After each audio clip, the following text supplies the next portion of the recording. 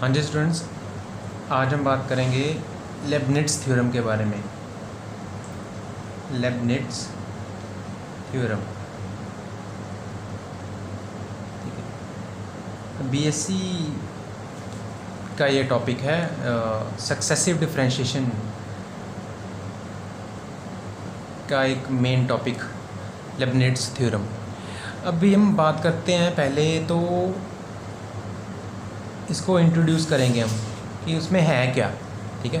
तो first of all मैं बात करता हूँ, अगर आपको दो फंक्शन गिवन हो u और v, ठीक है, u v हम डिफ्रेंशिएशन करते हैं तो डेरिवेटिव अगर u और v दोनों फंक्शन किसके हों, x के, if u is a function of x, v is a function of x, दोनों फंक्शन x के हों तो हम derivative of u v with respect to x, आप सबको मालूम है प्रोडक्ट का formula, product of two function का डेरिवेटिव फाइंड आउट करना हो, जिसकी बात करता हूँ फर्स्ट डेरिवेटिव, तो क्या करते हैं कि u का डेरिवेटिव v छोड़ दिया और v का डेरिवेटिव u छोड़ दिया, तो हम ऐसे करते हैं, ठीक है। ये बहुत ही सिंपल है। तो अब बात करते हैं, देखो ये फर्स्ट डेरिवेटिव u1 का मतलब first derivative v as it is plus v1, v का first derivative u as it is. अब इसकी बात करते हैं, अगर हमें प्रोडक्ट ऑफ टू फंक्शन का nth डेरिवेटिव निकालना पड़े, nth डेरिवेटिव, अब देखो ये तो हो गया। अब इसकी बात कर रहा हूँ तो उसको मैं ऐसे लिख सकता हूँ uv1, uv1 का मतलब इसको derivative of product of two function with respect to x one time, ये फर्स्ट डेरिवेटिव हो गया। अगर मैं uv सेकेंड टाइम निकालूँ, अगर मैं पहले n तो छोड़ देता हूँ, तो uv का सेकंड टाइम डेरिवेटिव, ये देखो फर्स्ट डेरिवेटिव हो गया और दोबारा इस पे u इंटू वी का फॉर्मूला लगेगा, ठीक है। तो क्या आ जाएगा, देखो ये क्या आ जाएगा u2 v ऐसे, इसका फर्स्ट डेरिवेटिव हो गया u इंटू वी का फॉर्मूला, ठीक है, u2 v ऐसे आ गया और v1 u1 आ गया। अब इसको भी करूँगा तो क्या आ गया v2 u ऐसे और v1 u1, तो ऐसे ही आएगा ना, ठीक है। अब आप चेक कर लो फिर से कि अगर मैं यहाँ पे सेकंड टाइम डेरिवेटिव लगाऊंगा तो क्या आ जाएगा, इन दोनों पे प्रोडक्ट का formula, product of two function का फार्मूला डेरिवेटिव का, इसका डेरिवेटिव हो गया v ऐसे का ऐसे ही। अब u1 छोड़ दिया तो v1 का डेरिवेटिव हो गया। अब यहाँ पे क्या आ गया, v1 का डेरिवेटिव v2 हो गया, u ऐसे छोड़ दिया और v1 ऐसे ही, तो u का डेरिवेटिव u1 आ गया। अब अगर बात करता हूँ कि हमें निकालना हो nth डेरिवेटिव, क्या निकालना हो nth डेरिवेटिव, कि अगर किसी प्रोडक्ट ऑफ टू फंक्शन का nth time n times derivative करना हो, ये तो सेकंड टाइम हो गया, अब थर्ड टाइम हो गया, फोर्थ टाइम हो गया, फिफ्थ टाइम हो गया, तो बहुत बड़ी इक्वेशन बन जाएगी, जैसे ये बन जाएगा, ठीक है। तो हमारे लिए एक लेबनिट्ज़ थ्योरम है जिससे हम nth डेरिवेटिव का फॉर्मूला हमें मिल जाता है कि how to find nth derivative of a product of two functions, तो उसकी बात कर रहा था मैं। तो अब हम बात करेंगे लेबनिट्ज़ थ्योरम की, ठीक है। तो हम स्टार्ट करते हैं लेबनिट्ज़ के बारे में।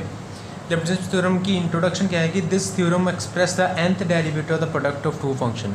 ये क्या करती है कि जो दो फंक्शन हैं, जैसे मैंने uv बताया, अगर uv दो फंक्शन होंगे with respect to one variable x की, ठीक है, तो उन प्रोडक्ट ऑफ टू फंक्शंस का nth derivative in terms of successive differentiation of the functions. Statement क्या है कि if u and v are the function of x having nth order derivative, then if u and v, if u v are functions of f having nth order derivative, then तो u v का nth derivative क्या होगा, nc0 u n v nc1 un minus 1 v1 nc2 un minus 2 v2 so on. ये एक आर्थ term ले ली, that is in between एक term ले ली मैंने, कोई बात नहीं, अगर हम इसको नहीं लिखेंगे तो कोई बात नहीं, so on nc n u v n, ये बाइनोमियल थ्योरम के जैसे हमने इसको एक्सपेंड कर लिया। तो बट ये जो हमें फार्मूला मिल गया है, ठीक है, तो अब हम इस फार्मूले को, इस स्टेटमेंट को प्रूव करेंगे by using principal of mathematical induction. Principal of mathematical induction को यूज़ करके हम इस फॉर्मूले को प्रूव करेंगे कि ये क्या n की हर एक वैल्यू के लिए ये फार्मूला ट्रू है, क्या ये करेक्ट फार्मूला बनता है हमारा कि this result is true for all values of n, ठीक है, इंटीजर वैल्यूज़। तो हमने हमारी +1 क्लास में किया हुआ है कि प्रिंसिपल ऑफ मैथमेटिकल इंडक्शन कैसे यूज़ करते हैं। तो पहले n = 1 के लिए, फिर n = k या m के लिए हम उसको अज्यूम कर लेते हैं कि ट्रू है, तो m+1 के लिए प्रूव करते हैं। तो अभी ये देखो NC0 UNV स्टेटमेंट को याद रखने का, NC0 ये आपको पता है ये कॉम्बिनेशंस हैं NCR। अगर आपने परमुटेशन कॉम्बिनेशन को अच्छे से स्टडी किया होगा तो NCR का उसका फॉर्मूला कहता है factorial of n upon factorial of r factorial of n minus r, ये फार्मूला होता है, ठीक है। तो ये हमारी टर्म्स आ गई। तो क्या आ गया NC0 UNV, u का nth डेरिवेटिव v, ऐसे ही NC1 u का एक डेरिवेटिव कम हो गया, देखो ये nth था, ये n-1 और v का फर्स्ट टाइम डेरिवेटिव होगा, पहले v ऐसे था। अब NC2 u n-2 v2, देखो यहाँ पे NC0 था u1 v ऐसे ही u का nth डेरिवेटिव, NC1 u का n-1 डेरिवेटिव, यहाँ पे 1 आ गया। यहाँ पे फर्स्ट टाइम यहाँ पे एक डेरिवेटिव कम हो जाएगा, यहाँ पे एक डेरिवेटिव आगे बढ़ जाएगा, मतलब इसका डेरिवेटिव हो जाएगा और इसका डेरिवेटिव एक कम n-1 पे आ जाएगा। NC2 u n-2 v2 आ गया, फिर NC3 u n-3 v3 आ जाएगा, ऐसे सो ऑन NCn। अब देखो यहाँ पे u का nth डेरिवेटिव था, v का डेरिवेटिव ही नहीं हुआ था। अब यहाँ पे क्या लास्ट टर्म क्या आ गई, u ऐसे ही है और v का क्या है nth डेरिवेटिव है, ठीक है, v का क्या है nth डेरिवेटिव। अब इस थ्योरम को प्रूव करने की बात कर रहा हूँ मैं, तो प्रूव कैसे करेंगे ये इंपॉर्टेंट है BSc के स्टूडेंट्स के लिए। एग्जामिनेशन पॉइंट ऑफ व्यू में कभी कभी थ्योरम भी प्रूव करने के लिए आती है, स्टेट एंड प्रूव लिबनिट्ज़ थ्योरम। तो ये उसकी स्टेटमेंट हो गई कि अगर u v are the function of x having nth order derivative, Leibniz theorem है किसके लिए, this theorem express the nth derivative the product of two functions. अब प्रूफ की बात करते हैं, we prove it by principle of mathematical induction, PMI principle of mathematical induction. तो हम क्या करेंगे, फॉर n = 1 के लिए, फॉर n = 1, अगर n = 1 ये हमारी स्टेटमेंट है, इसको प्रूव करना है। n1 तो क्या आ गया uv1, तो 1c0 n की बजाय क्या लिखना है, n की बजाय 1c0 u1v plus 1c1 u। अगर मैं यहाँ पे अगर देखो मैं दूसरे पेज पे आपको करके बताऊँगा। अब देखो ये क्या लिखा, यहाँ पे हम 1 पुट कर रहे हैं, तो 1 uv1 आ गया, 1c0, ठीक है, 1c0 तक करो, 1c0 n की बजाय क्या आ गया u1v आ गया, प्लस 1c1। अगर मैं इस टर्म को लिखूँ 1c1 u n-1 मतलब 1 v1, तो इस टर्म की बात कर रहा हूँ, तो 1c1 u0 zeroth order derivative exist ही नहीं करता, तो ज़ीरो ऑर्डर डेरिवेटिव की वैल्यू नहीं लिखेंगे। अगर मैं इसकी बात करता हूँ तो ये टर्म नहीं आएगी यहाँ पे, उससे नेक्स्ट आ जाऊँगा तो ये क्या आ जाएगा, देखो 1 - 2 u 1 - 2 n की वैल्यू 1 पुट की तो क्या आएगा -1। नेगेटिव ऑर्डर डेरिवेटिव भी एग्जिस्ट नहीं करता, सो यहाँ पे हम नेगेटिव ऑर्डर भी नहीं लिखेंगे, ठीक है। तो ये टर्म्स जो हमारी ये यहाँ पे वैनिश हो जाएंगे, ये ख़त्म हो जाएंगे, हमारी ये पहली टर्म आ गई। अब लास्ट में करते करते हमारे पास ये टर्म आ जाएगी 1c1, क्या आ गई 1c1 u v1, चेक कर लो 1c1 u v1 आ गया, ठीक है। तो अब अगर 1c0 की बात करता हूँ तो मैंने बोला NCR क्या है, NCR हमारे पास क्या है, देखो NCR क्या है, factorial of n upon factorial of r factorial of n-r, ठीक है। तो 1c0 क्या आएगा, factorial of 1 factorial of 0 factorial of, ये NCR था तो 1c0 था, फैक्टोरियल ऑफ 1 - 0 तो क्या आएगा 1 ही आएगा, ठीक है। तो 1c1 भी वैसे ही आएगा, फैक्टोरियल ऑफ 0 की वैल्यू 1 होती है, आप सबको पता है, ठीक है। तो ये क्या वैल्यू आ जाएगी 1। तो हमारे पास ये रिजल्ट प्रूव हो गया फॉर n = 1 के लिए। फॉर n = 1 के लिए हमने क्या प्रूव कर दिया कि u(v1) फर्स्ट डेरिवेटिव के लिए u(1v) प्लस u(v1), तो हमारे पास ये करेक्ट स्टेटमेंट बन गई। फर्स्ट डेरिवेटिव तो यही होता है, ठीक है। और उसके अकॉर्डिंग 1c0 u(1v) और 1c1 u(v1), हमारी स्टेटमेंट के अकॉर्डिंग में ये वैल्यू आ गई। So theorem is true for n = 1 के लिए। n = 1 के लिए प्रूव हो गया। तो मैथमेटिकल इंडक्शन का प्रिंसिपल क्या कहता है, अब हम क्या लेट करेंगे, assume the result is true for n = m। n = m के लिए ये रिजल्ट ट्रू है। तो अगर ये ट्रू है तो m is a positive integer हमने लेट किया, तो जहाँ जहाँ पे n लगा हुआ था, ये देखो यहाँ जहाँ पे n लगा हुआ वहाँ पे हम m पुट कर देंगे, तो m आ गया u(v)m, mc0 जहाँ पे nc0 था तो यहाँ क्या है mc0, u(m)v, mc1 u(m-1v1), mc2 u(m-2v2), यहाँ जहाँ पे n था स्टेटमेंट में, ठीक है, वहाँ पे क्या आ गया। मैं ये टर्म नहीं लिख रहा, कोई बात नहीं, अगर ये आर वाली टर्म नहीं लिखोगे, ये आर वाली टर्म वैसे नहीं लिखी, ये एक ऐसे ही शो कर दिया कि यहाँ पे भी कुछ टर्म्स हैं और सो ऑन चलते चलते यहाँ पे जो लास्ट टर्म आ रही है nth टर्म आ रही है, ठीक है।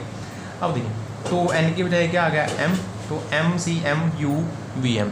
अब क्या करना है, जो ये हमारी टर्म आई है m वाली, क्या करना है, इसको differentiating both side with respect to x, differentiating both side with respect to x। वो किस लिए, क्योंकि हमने क्या प्रूव करना है, अगर मैं यहाँ पे एक लाइन ऐड कर दूँ तो कोई बात नहीं, कि अगर to prove result for n = m+1, ठीक है, differentiating both side with respect to x। अब हमें किसके लिए प्रूव करना है, ये m के लिए, तो हमने मान लिया कि रिजल्ट इज़ ट्रू। अगर ये ट्रू है तो m+1 के लिए प्रूव करेंगे हम, ठीक है। तो m+1 के लिए प्रूव करेंगे, जहाँ जहाँ पे m आ रहा था वहाँ पे हमारा क्या आना चाहिए, m+1। ये देखो mc0 m+1 c0 m+1 c1 m+1 c2 ऐसे आना चाहिए हमारे पास, ठीक है। तो हमारी टर्म्स वैसे होनी चाहिए। तो अब differentiating both side with respect to x, इसी इक्वेशन को डिफ्रेंशिएट करूँगा बोथ साइड। अब देखो, जब मैंने डिफ्रेंशिएट किया u(v)m, यहाँ पे तो m, ये u(v)m का मतलब क्या है कि ये mth डेरिवेटिव है, u(v1) का मतलब फर्स्ट डेरिवेटिव, u(v2) का मतलब सेकंड डेरिवेटिव, तो ये क्या है, u(v)m का मतलब mth डेरिवेटिव। अब देखो, अगर हमारे पास, अगर मैं बात करता हूँ कि फर्स्ट डेरिवेटिव तो हमारे पास ये है, इसका सेकंड करूँगा तो u(v2) आ जाएगा। तो अगर यहाँ पे लिखा u(v)m, तो उसका नेक्स्ट डेरिवेटिव करूँगा, अगेन डेरिवेटिव करूँगा तो m+1 ही आएगा। चेक कर लो क्या आएगा, m+1। तो u(v)m का क्या आ गया, u(v)m+1। अब देखो क्या आ गया, u(v)m+1, ये आ गया लेफ्ट हैंड साइड। अब राइट हैंड साइड की बात करता हूँ, तो ये हमें पता है ये कांस्टेंट टर्म्स होती हैं, mc0 हम ncr के वैल्यू के अकॉर्डिंग इसको सॉल्व करते हैं, ठीक है। बट ये आ गई कांस्टेंट टर्म। अब इसकी बात करता हूँ, ये देखो u और v दोनों u(v) हैं, दोनों फंक्शन किसके हैं, x के। u(v) का फॉर्मूला, इनकी भी डिफरेंशिएट करनी। अब ये लेफ्ट हैंड साइड तो हो गई, हमारे पास ये आ गया। तो अब राइट हैंड साइड की डिफरेंशिएट करूँगा तो mc0 ऐसे कैसे, यहाँ पे u(v) का फॉर्मूला, जब um की करूँगा, u(v) का फॉर्मूला पहले इसकी करूँगा डिफरेंशिएशन, फिर इसको छोड़ दूँगा, अब इसकी करूँगा तो इसको छोड़ दूँगा, तो क्या आ गया, um की differentiation um+1 v plus um ऐसे ही, और v की डिफरेंशिएशन v1, पता चल गया। One time differentiation both side with respect to x कर रहे हैं। तो अब सेकंड टर्म की बात कर रहा हूँ, तो mc1 की डिफरेंशिएशन, mc1 कांस्टेंट है तो यहाँ पे डिफरेंशिएशन किया, तो um-1 की, देखो अगर um-1 था, ये देखो u1 नेक्स्ट u2 u3, तो 1 ऐड हो रहा है नेक्स्ट डेरिवेटिव के लिए, तो यहाँ पे नेक्स्ट डेरिवेटिव करूँगा तो क्या आएगा, um आ जाएगा। चेक कर लो, ठीक है। यहाँ पे um-1 के डेरिवेटिव करूँगा तो um-1+1, तो डेरिवेटिव आगे बढ़ रहा है, ठीक है, ठीक है। तो डेरिवेटिव नेक्स्ट बढ़ेगा तो 1 2 3 4 m था m+1, तो 1 2 3, तो m-1, पहले तो m-1 थी टर्म, तो अब डेरिवेटिव किया तो m-1+1, तो um डेरिवेटिव हो गया। तो अब इसकी बात कर रहा था, हाँ, जैसे यहाँ पे u(v) का फॉर्मूला, यहाँ पे भी u(v) का, तो आ गया um-1 का v1 एज इट इज़, फिर um-1 as it is, v1 का क्या हो गया, v2 सेकेंड ऑर्डर डेरिवेटिव। अब ऐसे ही mc2, ठीक है, um-2 का um-1, इसका डेरिवेटिव 1 प्लस हुआ तो m-1, v2 as it is, plus um-2 m-2 ऐसे, v2 का डेरिवेटिव गेन किया तो v3, u(v) का फॉर्मूला याद रखो कि यहाँ पे मैं हर एक टर्म पे u(v) का फॉर्मूला लगा रहा हूँ। तो इसी हिसाब से मैं लास्ट टर्म की बात करूँ एम सी एम, ठीक है, u1 इसका डेरिवेटिव होगा, vm छोड़ दिया था, ठीक है, plus M C m u as it is. अब क्या आ गया किसका डेरिवेटिव, vm प्लस 1। देखो ना एम सी एम, ठीक है, एम सी एम तो साथ में आएगा, ठीक है। जैसे ये टर्म मैंने अलग करके लिख दी, कोई बात नहीं, कोई प्रॉब्लम नहीं। ऐसे अगर मैं ऐसे भी लिख दूँ कोई बात, देखो अगर मैं ये लिख दूँ u v m प्लस 1 तो ये वही चीज़ है, ठीक है। अगर मैं इसको नहीं भी लिखता तो, ठीक है, अगर मैं ये काट भी दूँ इस टर्म को, ये लो, ठीक है, तो क्या आ गया m C m as it is u1, u का डेरिवेटिव, v का है वैसे छोड़ दिया, प्लस u छोड़ दिया, अब v का क्या आ गया vm प्लस 1 डेरिवेटिव। अब मैं बात कर रहा था, ठीक है, नेक्स्ट हमने क्या किया कि अब देखो एम सी नॉट, अब ये एम सी नॉट मल्टीप्लाई हो गया तो क्या गया u m प्लस 1 v। अब देखो m C not u m v 1 M C 1 u m v 1, देखो यहाँ से चेक करो m C not u m v 1 M C 1 u m v 1 ये भी टर्म u m v 1 वाली है, ये भी टर्म u m v 1, तो u m v 1 दोनों में से कॉमन आ गया तो क्या बन गया m C not plus M C 1, तो यही लिख लिया m C not plus M C 1। Check कर लो, अब ये जब मल्टीप्लाई करूँगा m C not u m 1 v plus M C not u m v 1, तो m C 1 u m v 1 तो दोनों में से कॉमन है, तो क्या गया m C not plus M C 1 u m v 1। अब नेक्स्ट टर्म की बात करता हूँ, देखो m C 1 u m minus 1 v 2, तो u m माइनस 1 v 2 यहाँ पे भी और यहाँ पे भी, तो दोनों कॉमन आ गए तो क्या बन गया m C 1 plus M C 2, m C 1 plus M C 2 u m minus 1 v 2 आ गया। अब लास्ट में मैंने सिर्फ एक ही टर्म ली है, कंसिडर की है एम सी एम, ये वाली टर्म मैंने छोड़ दी। अगर लिखनी है तो यहाँ पे लिख भी सकते हो, कोई प्रॉब्लम नहीं है। ये m C m u 1 v m m C m u V M plus 1, ठीक है, कोई प्रॉब्लम नहीं है इसमें, ठीक है। तो ये हमारी बन गई इक्वेशन नंबर 1। अब इस इक्वेशन के लिए मैं देखो चेक करो, ये हमारी बन गई इक्वेशन नंबर 1, ठीक है। बट अब देखो एम सी नॉट, मैंने बोला कि एन सी आर का formula factorial of n upon factorial of r factorial of n minus r, ठीक है। तो उसके अकॉर्डिंग एम सी नॉट की value factorial of m factorial of 0 m minus 0, तो एम अपॉन एम क्या आ गया 1 आ गया। अगर मैं यहाँ पे m की बजाय m plus 1 C not consider कर लूँ तो क्या आ गया factorial of m plus 1 factorial of 0 factorial m plus 1 minus 0, इसी फॉर्मूले के according n C r factorial of n factorial of r factorial of n minus r के अकॉर्डिंग, तो क्या बनना है हमारा ये भी 1 बनना है। तो इसका मतलब कि मैं रिप्लेस करूँगा, मैं क्या करूँगा एम सी नॉट की वैल्यू भी 1 है, m प्लस 1 सी नॉट की वैल्यू भी क्या है 1, ठीक है। तो एम सी नॉट की बजाय मैं m प्लस 1 सी नॉट भी लिख सकता हूँ। तो आगे नेक्स्ट चेक करते हैं। ऐसे ही M C not plus M C 1 check कर लेना, M C not plus M C 1 की बजाय मैंने क्या लिखा m प्लस 1 सी 1, ठीक है। अगर इनको सॉल्व करो तो यही बताया m प्लस 1 सी 1, ठीक है। डायरेक्टली अगर आपने वैसे ही याद रखना है तो क्या आ गया m C not plus M C 1, क्योंकि देखो ये टर्म थी, ठीक है, उसके लिए m C not equals to 1 था तो m प्लस 1 सी नॉट लिख सकता हूँ। तो m C not plus M C 1 क्या आ गया m C not plus M C 1 m plus 1 C 1, m plus 1 इन दोनों में से बड़ी सी 1। अब m C 1 plus M C 2 m plus 1 C 2, ठीक है। तो लास्ट में देखो एम सी एम की वैल्यू और m plus 1 C m plus 1 की वैल्यू दोनों क्या है 1 ही आएंगी, क्योंकि अगर एम सी एम की वैल्यू सॉल्व करूँ तो हमारे पास क्या बचता है factorial of m upon factorial of m upon factorial of m minus m। तो चेक कर लो ये क्या बन गया है factorial of m factorial of m factorial of 0, तो ये फिर से 1 ही बनता है, ठीक है। तो ये हमारा होगा, तो m सी m की बजाय m प्लस 1 सी m प्लस 1 ये मैं यूज़ कर रहा हूँ। तो इसका मतलब कि मैं इन टर्म्स में अब जो हमारी इक्वेशन 1 है, इक्वेशन 1 बिकम्स, अब देखो चेक कर लो इक्वेशन जो हमारी 1 थी उसकी बजाय क्या आ रहा है चेक करो U V M plus 1 as it is, देखो U V M plus 1 equation 1 M C not की बजाय एम प्लस 1 सी नॉट, ठीक है।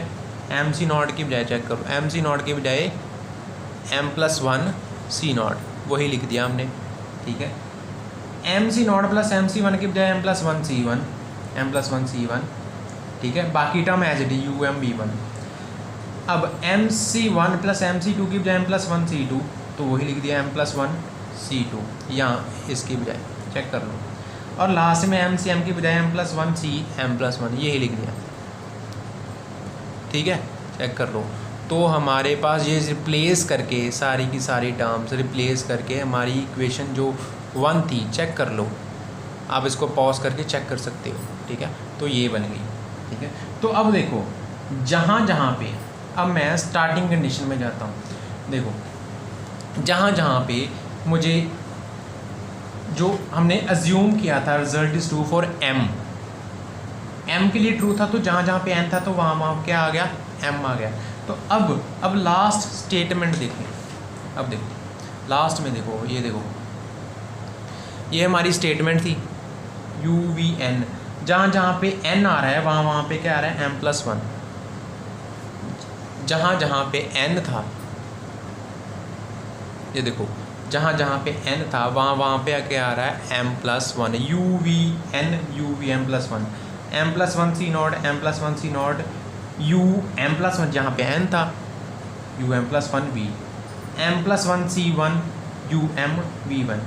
यहाँ पे अगर मैं n की बजाय m+1 फिल कर दूँ, देखो n की बजाय ये क्या टर्म है, n-1 है, m+1 फिल कर दो -1, तो ये क्या बता है, um, तो वही आ रहा है um(v1).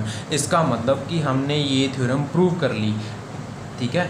हमारी n लास्ट टर्म u(v(n) थी, तो क्या आ रहा है हमारे पास, m+1 c m+1 u(v(m+1).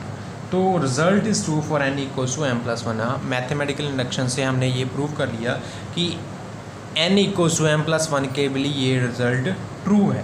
तो hence theorem is true for n equals to m, n equals to 1 m और m+1 के लिए by mathematical induction it is true for all positive integer n।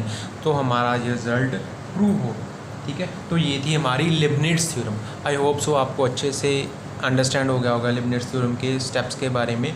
कई बार बुक्स पे कुछ स्टेप्स स्किप किए होते हैं, तो मैंने वो थोड़ा सा एक्सप्लेन ज़्यादा करके बताया आपको।